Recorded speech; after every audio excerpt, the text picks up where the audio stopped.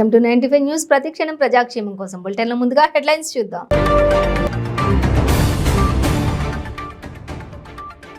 కర్ణాటకలోని బళ్ళారిలో టీడీపీ అధినేత చంద్రబాబు నాయుడు పర్యటన. బళ్ళారి ఎయిర్పోర్టులో ఘన స్వాగతం పలికిన అభిమానులు.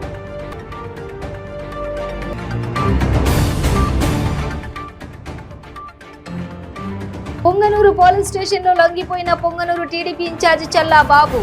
ఎలాంటి అల్లర్లు జరగకుండా పోలీసుల భద్రత.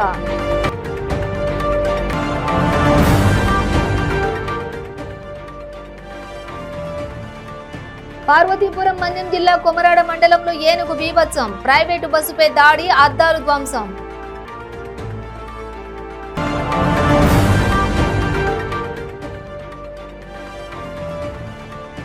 ఘట్కేసర్లోని శ్రీనిధి ఇంజనీరింగ్ కాలేజ్ పై ఏబీవీపీ దాడి, ఫర్నిచర్ ధ్వంసం, సిబ్బందిపై దాడి.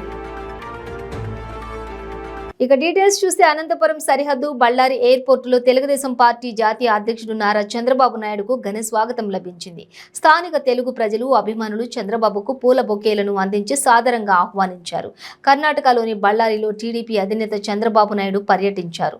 ఈ సందర్భంగా అక్కడ స్థానిక తెలుగు ప్రజలు ఏర్పాటు చేసిన ఎన్టీఆర్ విగ్రహాన్ని చంద్రబాబు ఆవిష్కరించారు. బళ్ళారి కమ్మ సంఘం ఆధ్వర్యంలో ఈ విగ్రహ ఏర్పాటు జరిగింది. ఈ కార్యక్రమంలో చంద్రబాబు ప్రసంగిస్తూ ఎన్టీఆర్ భారతదేశ సంపద అని కొనియాడారు.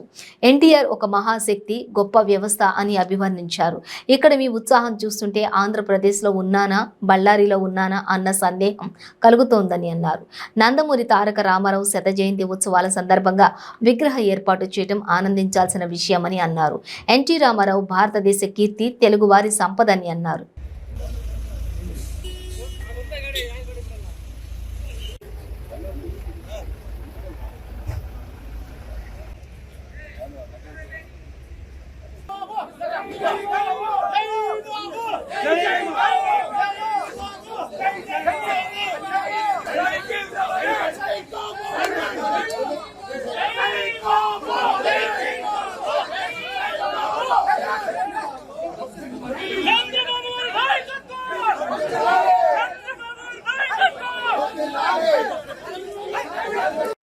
అనంతపూర్ జిల్లా అంటే మనకు గుర్తొచ్చేది వేరుశనగ పంట.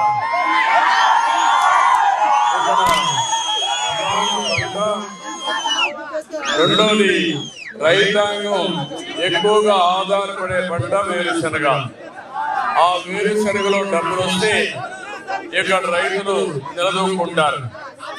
4 సంవత్సరాలుగా వ్యవసాయాన్ని పూర్తిగా నిర్వీర్యం చేశాడు. వ్యవసాయం ఇంటిదేళ్ల మీద పెట్టాడు. ఈరోజు ఒక్కసారి నేను చూస్తే, నేను వేరుశనగ పంట వచ్చినప్పుడు అనంతపూర్ జిల్లాని ప్రత్యేకంగా చూసి ఇన్పుట్ సబ్సిడీ రాష్ట్రంలో ఇచ్చామంటే అది మొట్టమొదటిసారిగా అనంతపూర్లోనే ప్రారంభించారు. పంట నష్టం వచ్చినప్పుడు ఆ పంట నష్టపరిహారానికి ఇన్పుట్ సబ్సిడీ ఇచ్చి వాళ్ళు ఆదుకున్నాను. తర్వాత వాతావరణ బీమా కూడా ఇక్కడి నుంచే ప్రారంభించాం. ఏదైతే బీమా కూడా పెట్టామో, పంట బీమా పెట్టామో, 1 సంవత్సరం అయితే పంట బీమా, ఇన్పుట్ సబ్సిడీ 2 కూడా ఈ జిల్లాకి ఇచ్చిన ఘనత తెలుగుదేశం పార్టీ. అనంతపురం జిల్లా తక్కువ వర్షపాతం నమోదవుతుంది. 550 మిల్లీమీటర్లే వర్షపాతం. ఈ రాయదుర్గ అయితే నేను ముఖ్యమంత్రి అందరూ చూశాను. ఎడారిగా మారిపోయే సూచనలు కూడా వచ్చాయి. ఎడారిగా మారిపోతే ప్రమాదం వస్తుందని ఆ రోజంతా కూడా ఎడారిగా మారకుండా ఏం చేయాలో పనులు చేస్తుంది. మొట్టమొదటిసారిగా భైరవాణి తిప్ప ప్రాజెక్టు కోసం శ్రీకారం చుట్టిన బాధ్యత 970 కోట్ల రూపాయలు ఖర్చు అవుతుందంటే 18 కిలోమీటర్లు కాలువలు కూడా తవ్వి 2020 ఆ ప్రాంతానికి ఆ ప్రాజెక్టు పూర్తి చేసేవాళ్ళం. వార్ ఫుటింగ్ లో పనులు జరిగాయి. దుర్మార్గమైన ప్రభుత్వం వచ్చింది, ఎత్తిపోయింది ఆ ప్రాజెక్టు. అదే మరి ఈ జిల్లాలో నీళ్ళు ఇచ్చామంటే అందరి నీవా ప్రారంభించింది ఎన్టీ రామారావు గారు ప్రారంభించారు. తర్వాత దాన్ని పూర్తి చేసిన ఘనత తెలుగుదేశం పార్టీ హయాంలో జరిగింది. మారాలు కానీ, జీడిపల్లి కానీ, జగ్గోపల్లి కానీ, ఇంకో పక్కన గొల్లపల్లి కానీ ఈ నిర్మాణాలన్నీ కట్టాం. ఈ రోజు నేను ఇక్కడ ఇస్తున్నా మీ కష్టాలు చూసా, నేను అన్ని విషయాలు అక్కడ మాట్లాడతా. కానీ ఒక్క విషయం మాత్రం, అనంతపురం జిల్లాను ఆదుకునే బాధ్యత తెలుగుదేశం పార్టీ తీసుకుంటా. ఈ జిల్లాలో నేను ఆ రోజు బిందు సేద్యం, తుంపర్ల సేద్యానికి ప్రాధాన్యత ఇచ్చాను. నీళ్లు తక్కువ ఉంటాయి. ఆ నీళ్లు తక్కువ ఉన్నప్పుడు తక్కువ నీటితో ఎక్కువ పంట పండించాలంటే ఒక బిందు సేద్యం, తుంపర్ల సేద్యమే పరిష్కార మార్గమని 190 రూపాయలు సబ్సిడీ ఇచ్చాం. అంటే ఎవరు పెట్టుకున్నా 90% సబ్సిడీ ఇచ్చి కార్యక్రమాలు చేపట్టడం చేశాం. అది పోయింది. రైతులకు ఇచ్చే రాయితీరుమైనాయి. ఇప్పుడే ఒక రైతు చెప్పాడు, ఈ రోజు నేను చూస్తాను. టీడీపీ అధినేత నారా చంద్రబాబు పొంగనూరు పర్యటనలో అల్లర్లు చోటు చేసుకున్నాయి. ఈ కేసులో పొంగనూరు నియోజకవర్గం తెలుగుదేశం పార్టీ ఇన్ఛార్జి చల్లా బాబు అలియాస్ రామచంద్రారెడ్డిపై పోలీసులు 7 కేసులు నమోదు చేశారు. ఈ కేసులో A1 ముద్దాయిగా చల్లా బాబును చేర్చారు. ఆయనపై పలు సెక్షన్ల కింద పోలీసులు కేసులు నమోదు చేశారు. ఇన్నాళ్లు చల్లా బాబు అజ్ఞాతంలో ఉంటూనే హైకోర్టును ఆశ్రయించారు. హైకోర్టు 7 కేసుల్లో 4 కేసులకు షరతులతో కూడిన బెయిల్ మంజూరు చేసింది. మిగిలిన 3 కేసుల్లో బెయిల్ మంజూరు చేయలేదు. దీంతో చల్లా బాబు పొంగనూరు పోలీస్ స్టేషన్లో లొంగిపోయారు. స్టేషన్ వద్ద ఎలాంటి అల్లర్లు జరగకుండా పోలీసుల ముందస్తు చర్యలు తీసుకున్నారు. డీఎస్పీ సుధాకర్ రెడ్డి సమక్షంలో చల్లా బాబు లొంగిపోయారు. చల్లా బాబును పోలీసులు రిమాండ్కు తరలించారు.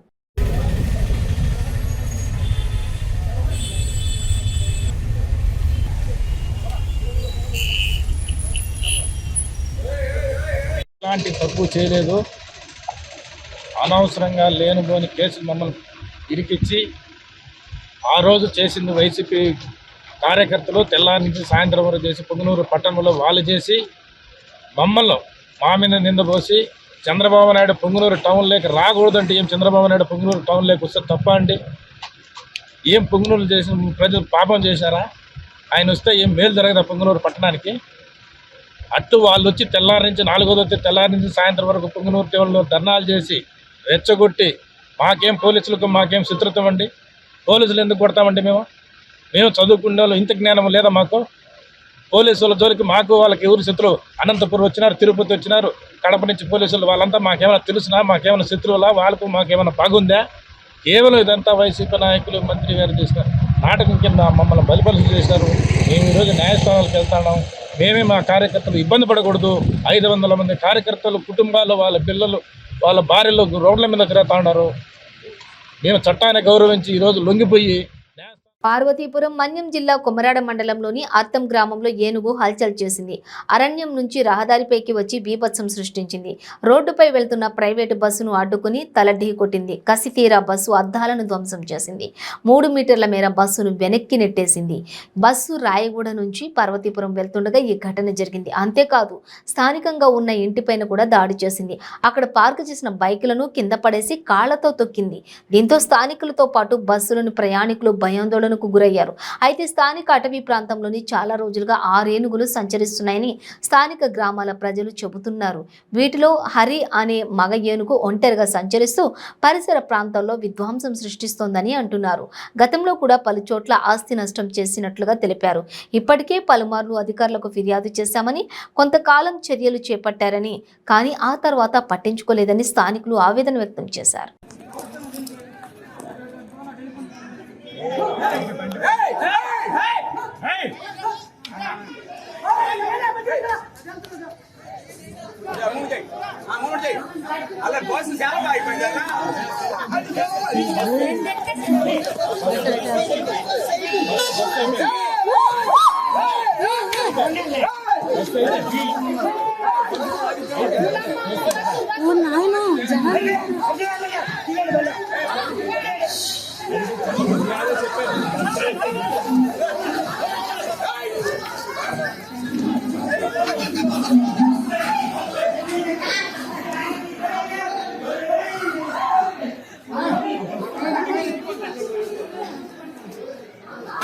మేడ్చల్ జిల్లా గట్కేసర్లోని శ్రీనిధి ఇంజనీరింగ్ కాలేజ్పై ఏబీవీపీ నాయకులు దాడి చేశారు. ఫర్నిచర్ ధ్వంసం చేశారు. అడ్డు వచ్చిన కాలేజ్ సెక్యూరిటీ సిబ్బందిని కొట్టినట్లు తెలుస్తోంది. గత నెల 31న ఇద్దరు విద్యార్థులు హాజరు విషయంపై మాట్లాడేందుకు శ్రీనిధి ఇంజనీరింగ్ కాలేజ్కు వెళ్లిన ఏబీవీపీ నాయకులపై సెక్యూరిటీ సిబ్బంది దాడి చేశారు. దాడికి నిరసనగా ఏబీవీపీ నాయకులు ప్రతిదాడి చేసినట్లు సమాచారం. కాలేజ్ యాజమాన్యం ఫిర్యాదు మేరకు వెంటనే అక్కడికి చేరుకున్న పోలీసులు ఏబీవీపీ నాయకులను అదుపులోకి తీసుకుని విచారిస్తున్నట్లు తెలుస్తోంది.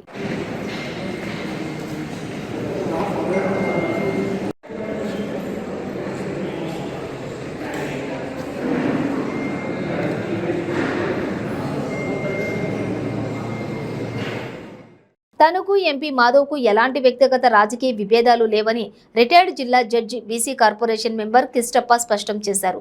తాను హిందూపురం ఎంపీ టికెట్ రేసులో ఉన్నానన్న ప్రచారం ఉందని, కానీ అందులో నిజం లేదని అన్నారు. ప్రాణహాని ఉందని చేసిన ఫిర్యాదుపై సమగ్రంగా దర్యాప్తు చేసి పోలీసుల చర్యలు తీసుకోవాలని చెప్పి తనకు ఎంపీ గోరంట్ల మాధవ్ నుంచి ఎలాంటి ప్రాణహాని లేదని, తామంతా కలిసే ఉన్నామని, వైసీపీలో తనకు సముచిత స్థానం ఉందని తెలిపారు.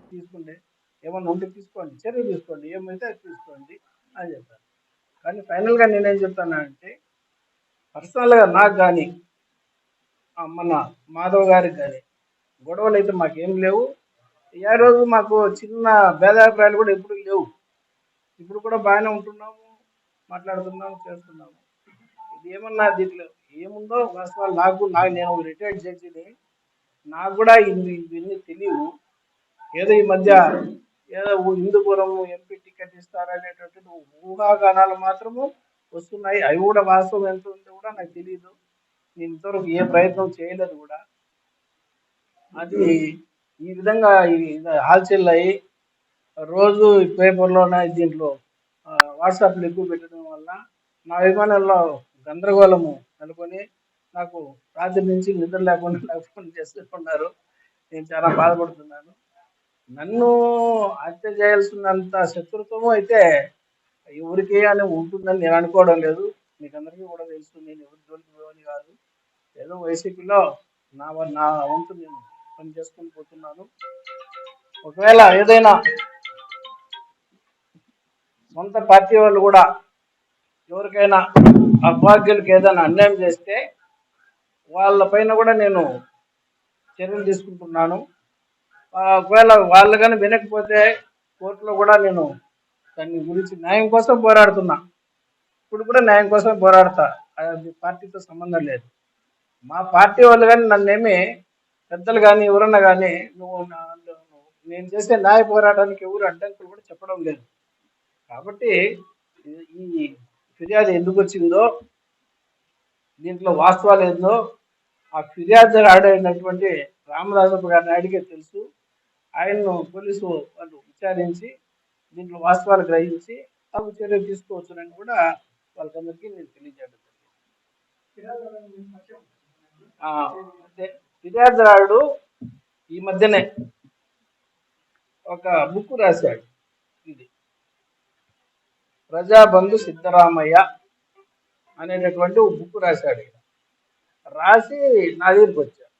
నాకు సార్ మీరు దీన్ని బుక్ని రిలీజ్ చేయాలా, బెంగళూరులో ఒక సమావేశం ఏర్పాటు చేస్తున్నాము, ఒక ఫంక్షను, దీన్ని మీకు చీఫ్ గెస్ట్గా వచ్చి రిలీజ్ చేయాలా అన్నాడు. సిద్ధరామయ్య గారు మాకు చాలా దగ్గరవాడు, మన సీఎం గారు, కర్ణాటక సీఎం గారు. నేను సరేలేని ఒప్పుకొని పోయి రిలీజ్ చేశాను. అప్పుడు మాత్రం తెలుసు నాకు రామదాస్. పశ్చిమ గోదావరి జిల్లా పాలకొల్లు వైసీపీ పార్టీ ఆఫీసులో నియోజకవర్గ ఇన్ఛార్జి గుడాల గోపి ఆధ్వర్యంలో సర్వేపల్లి రాధాకృష్ణ జయంతిని ఘనంగా నిర్వహించారు. ఈ సందర్భంగా వారి ఫోటోకి పూలమాలలు వేశారు. ఉపాధ్యాయులకు సన్మానం చేశారు. ఈ సందర్భంగా ఆయన మాట్లాడుతూ ప్రతి వ్యక్తి జీవితంలో ఉన్నత స్థాయికి చేరాలంటే గురువుల అవసరం ఎంతైనా ఉందని అన్నారు. అటువంటి గురువులను సన్మానించడం తనకు చాలా ఆనందంగా ఉందని అన్నారు. ఈ కార్యక్రమంలో మాజీ డీసీఎంఎస్ చైర్మన్ యాడ్ల తాతాజీ, వైసీపీ ముఖ్య నాయకులు, కార్యకర్తలు, అభిమానులు పాల్గొన్నారు. జోహార్ సర్వేపల్లి రాధాకృష్ణ గారు, జోహార్ సర్వేపల్లి రాధాకృష్ణ గారు, జోహార్ సర్వేపల్లి రాధాకృష్ణ గారు. వద్దిలాలి టీచర్స్ డే, వద్దిలాలి టీచర్స్ డే, వద్దిలాలి టీచర్స్ డే.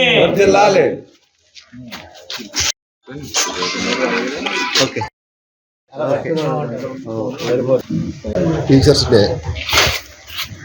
సన్మాన కార్యక్రమంగా మా వైఎస్ఆర్సీపీ పాలకులు పార్టీ కార్యాలయం నందు ఎంతో గౌరవమైన గురువుల్ని గౌరవించడం అంటే నాకు ఎంతో అభిమానం. చీకటి అనే అంధకారాన్ని తొలగించిన ఈ రోజుని మనం స్మరిస్తూ చాలా ఆనందదాయకంగా వారికి శుభాభినందనలు తెలుపుకుంటూ వారి సేవల్ని పిల్లలకి ఎంత అభివృద్ధిగా వాళ్ళు అందిస్తున్నారో అది వాళ్ళకి గుర్తు చేసే విధంగా ఈ రోజును వారికి గుర్తు చేసి వారికి మనం తెలిపే అభినందనలు సత్కారములు వారికి ఇంకా పూర్తిదాయకంగా వాళ్ళకి ఆనందం కలిగించేలాగా మనం ప్రవర్తించినప్పుడు వారు మనకి స్వచ్ఛందంగా మనకి పిల్లలకి సహకరిస్తూ వారు ఎంతో విద్యాబుద్ధిని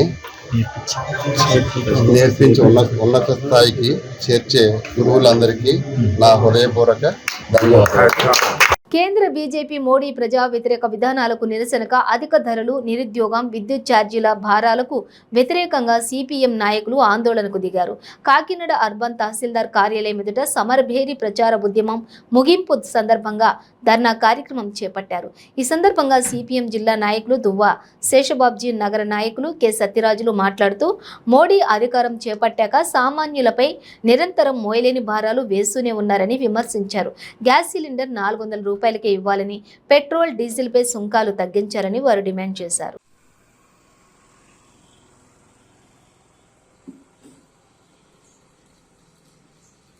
డీజిల్ గ్యాస్ ధరలు, పెట్రోల్ డీజిల్ గ్యాస్ ధరలు, పెట్రోల్ డీజిల్ గ్యాస్ ధరలు, నిత్యావసర వస్తువుల ధరలను, నిరుద్యోగ సమస్య, నిరుద్యోగ సమస్య, నిరుద్యోగ దేశవ్యాప్తంగా సిపిఎం పార్టీ అధిక ధరలకు వ్యతిరేకంగాను, నిరుద్యోగ సమస్యకు వ్యతిరేకంగాను ఆందోళన చేస్తున్నాం. గత నెల 30వ తారీఖున మొదలుపెట్టాం. ఈ రోజు వరకు కొనసాగిస్తున్నాం. ఈరోజు ముందుగా దేశంలో ఉన్నటువంటి అన్ని ఎంఆర్ఓ కార్యాలయాల ముందు ఈ రకంగా నిరసన తెలియజేస్తున్నాం. ఇది ఒక స్టేజ్ మాత్రమే. ఇందులో కరెంటు ఛార్జీలు రాష్ట్రానికి సంబంధించి భయానకంగా పెంచారు. అందుకని కరెంటు ఛార్జీల మీద ఆందోళన కొనసాగించాలని చెప్పి నిర్ణయం తీసుకున్నాం. ఏ స్థాయిలో చేయాలనేటువంటిది రేపు సిపిఎం పార్టీ రాష్ట్ర కమిటీ సమావేశంలో రేపు సమావేశంలో నిర్ణయం చేసి కొనసాగిస్తున్నాం. గవర్నమెంట్, కేంద్ర ప్రభుత్వం కూడా ప్రమాడుతున్నాయి. 400 ఉండేటువంటి గ్యాస్ బండ్ని 1200 పెంచి 200 తగ్గించారు. ప్రజల కోరిక ఏంటంటే 200 తగ్గించడం కాదు, నువ్వు ఎంత పెంచో అంత తగ్గించాలి అనుకోవస్తున్నాం. అలాగే విద్యుత్ ఛార్జీలు కూడా ఏంటంటే అయిపోయి తెచ్చుకుంటూ పోతున్నారు, ఇది కూడా తగ్గించాలనుకుంటున్నాం. ఓవరాల్గా పెంచిన ధరలన్నీ తగ్గించాలనుకుంటున్నాం. నిరుద్యోగ సంస్థ పరిష్కారం చేయాలనుకుంటున్నాం.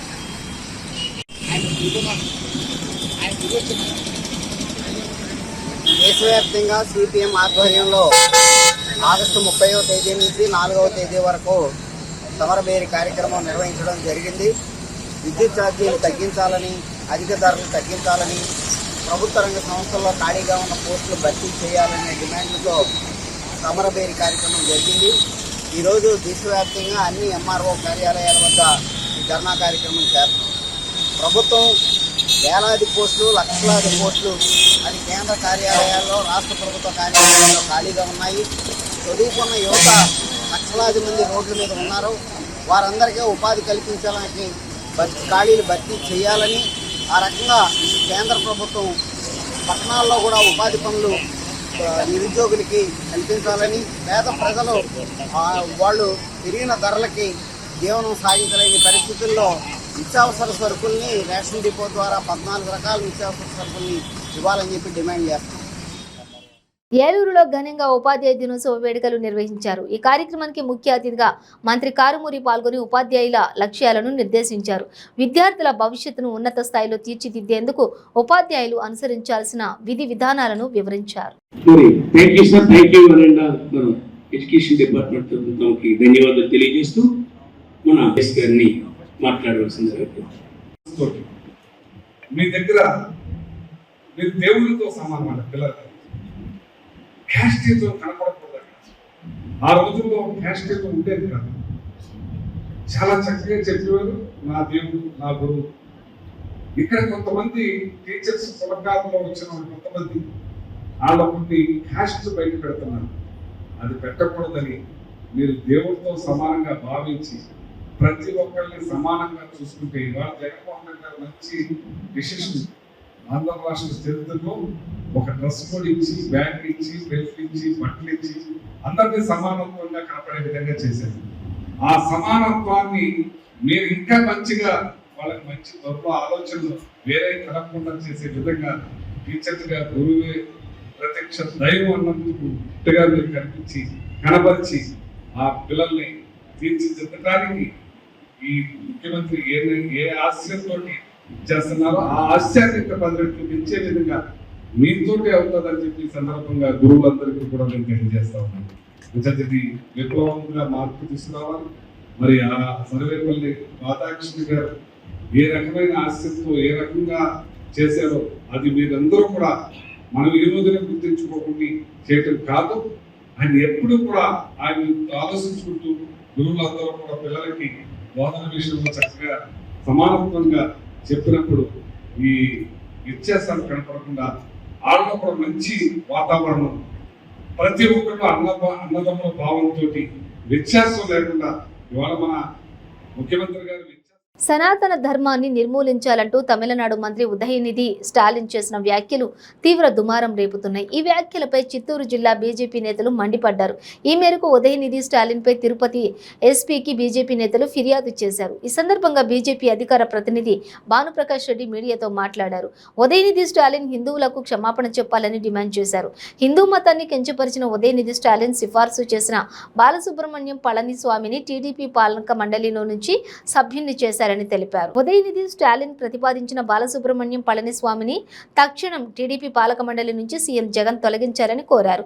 తమిళ భగవద్గీతను ఉదయనిధికి పంపుతామని, భగవద్గీతను చదివాక ఆయన తప్పకుండా తిరుమలకు వస్తారని పేర్కొన్నారు. స్టాలిన్ ముఖ్యమంత్రి కుమారుడు 2 రోజుల ముందు కోట్లాది మంది హిందువుల మనోభావాలు కించపరిచే విధంగా, బాధపడే విధంగా, గాయపడే విధంగా సనాతన హిందూ ధర్మం గురించి వారు మాట్లాడడం జరిగింది.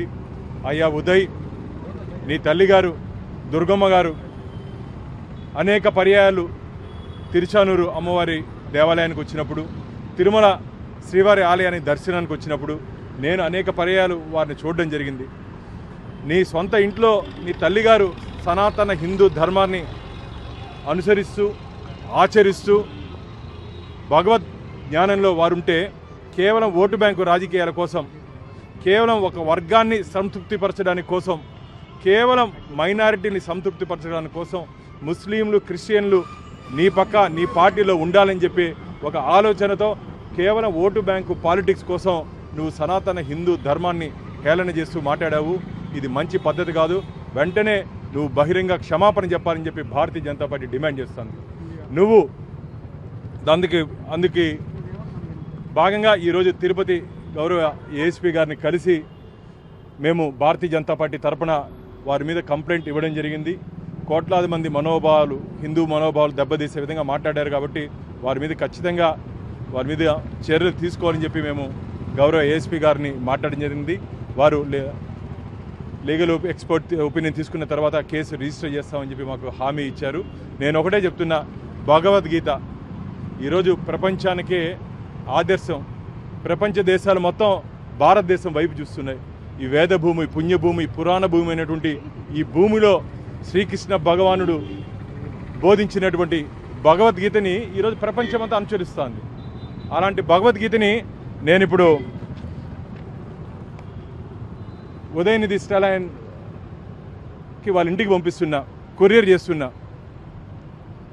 భగవద్గీతని చదువుకొని దాంట్లో ఉన్నటువంటి తత్వాన్ని తెలుసుకొని నువ్వు మాట్లాడితే బాగుంటుంది. నేనైతే ఖచ్చితంగా చెప్పగలను, నువ్వు ఒక్కసారి ఈ పవిత్ర గ్రంథాన్ని కానీ చదివితే నేను మాట్లాడింది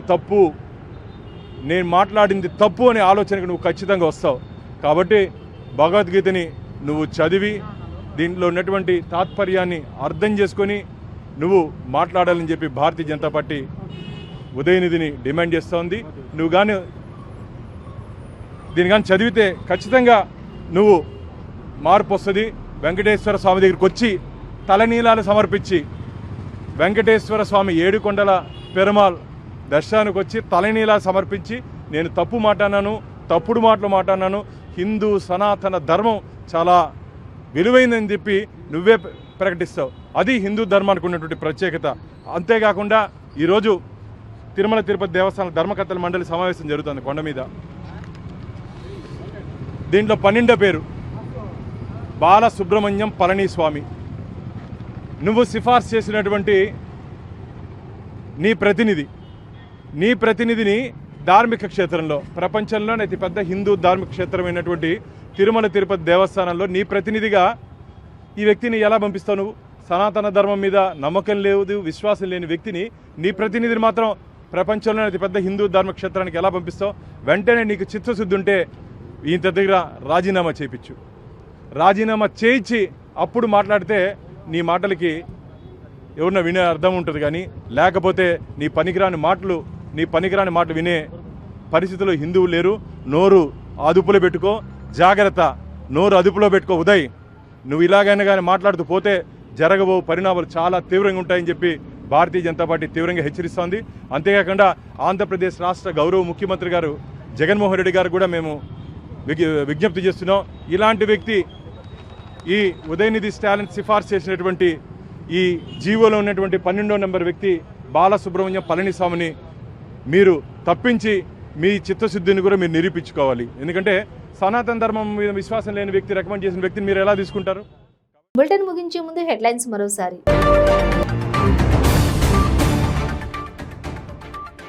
కర్ణాటకలోని బళ్ళారిలో టీడీపీ అధినేత చంద్రబాబు నాయుడు పర్యటన. బళ్ళారి ఎయిర్పోర్టులో ఘన స్వాగతం పలికిన అభిమానులు.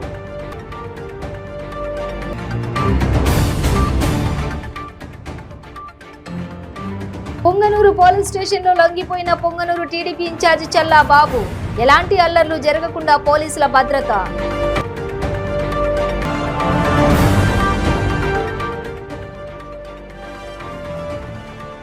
పార్వతీపురం మన్యం జిల్లా కొమరాడ మండలంలో ఏనుగు బీభత్సం. ప్రైవేటు బస్సుపై దాడి, అద్దాలు ధ్వంసం.